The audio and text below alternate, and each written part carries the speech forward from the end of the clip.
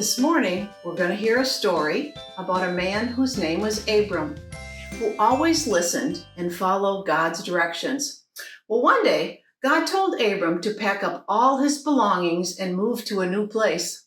God didn't even tell Abram where he was going to move to, but that was okay because Abram trusted God. So Abram and his wife packed up all their clothes, all their furniture, they gathered all their animals, and they invited their nephew Lot to come along too.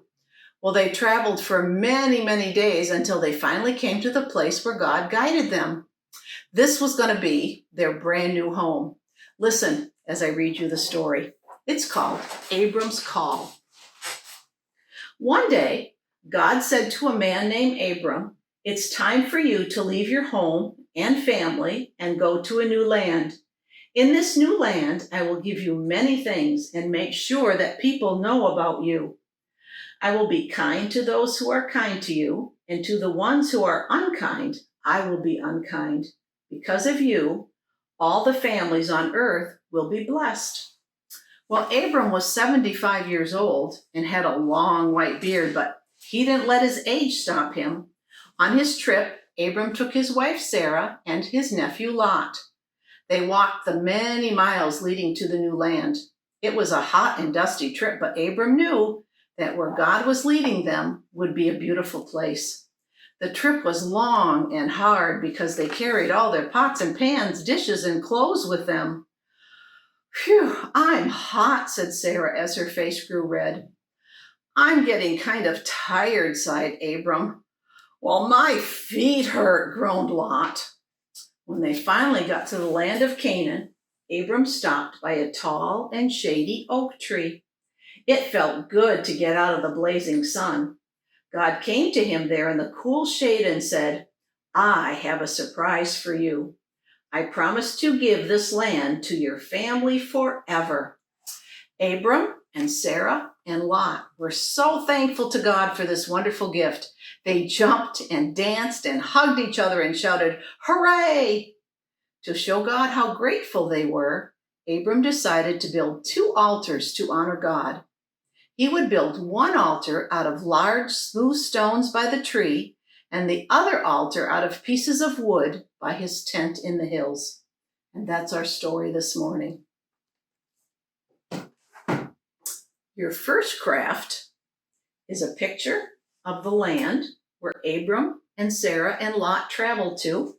And you can color this and then cut along the dotted line, glue your picture on the stick, and you can show them traveling to that new land of Canaan. The other paper, has a whole bunch of things. And you might notice there's the head of the camel and some silly legs for him. And then there's a whole bunch of things that you can cut out in color if you want. And then there should be a white envelope in your packet too. And you can glue that on the big sheet along with the camel, his silly legs, and then you can cut that yarn apart and give him a tail. And then all those things you colored and cut out, you can put in the envelope because that's what they packed up and took with them on their journey to the new land. Well, I think Theo's been waiting for us for quite a while. So let's see what Theo has to say this morning about how God can be our guide in making any decision that we have to make.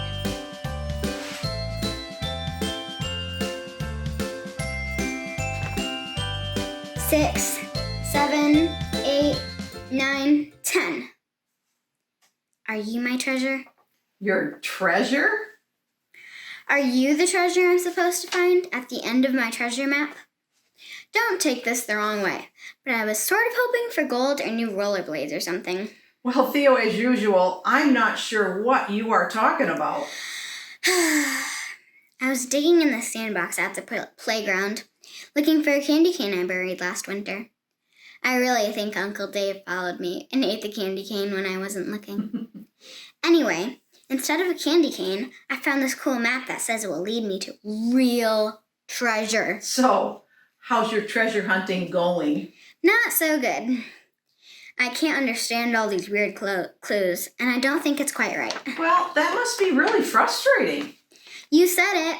I want to find that treasure, but I'm not sure the right way to go. Whoever wrote this map didn't have very neat handwriting. Well, it sounds like you might need a better guide. Wow, a guide could take me right to the treasure? Do you know one? Well, I know of a perfect guide, but he might not lead you to treasure, at least not the kind of treasure you're trying to find with that treasure map. Well, now I don't understand what you're talking about. Well, I'm talking about God. He's our guide in life. God doesn't give us hard directions to follow or weird maps to read. God leads us through life, and we can trust that He'll always take us in the right direction.